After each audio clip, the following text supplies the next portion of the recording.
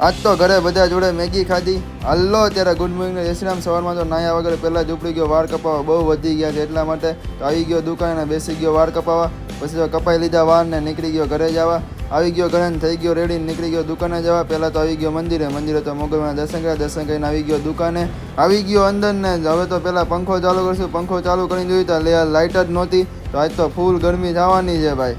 હજુ લાઇટ આવી નથી ને ફૂલ ગરમી થતી, તો ઘડીક વાર મેં કીધું બહાર ઊભો રહો, તો ઊભો રહી ગયો બહાર. પડી ગઈ બપોરના, આજ તો બહાર પ્રસંગમાં જમવા જવાનું, તો નીકળી ગયો જમવા જવા. પહોંચી ગયો ને ડીશ લઈ લીધી ને જમી લીધું. સવારમાં હું એકલો વાળ કપાઈ ગયો, ધૂલો કે મને મૂકીને એકલા વાળ કપાઈ લીધા, તો એની જોડે આવી ગયો વાળ કપાવવાનું. પછી તો આવી ગયો દુકાને, એ તો પડી ગઈ સાંજ ને હું ધૂલો બે બેસી ગયા મેચ જોવા. પછી તો આવી ગયો ઘરે, ત્યાં જોયું તો શુભો નહીં આવ્યા હતા ને માયો મેગી બનાવતો હતો. પાછી ચીઝ વાળી મેગી બનાવવાની, તો અમારા માનસી બેન નાખવા માંડ્યા ચીઝ ને. પછી તો થઈ ગઈ મેગી રેડી ને બધા બેસી ગયા ખાવા. ચાલો તો મળીએ કાલના વ્લોગમાં. જય શ્રી રામ.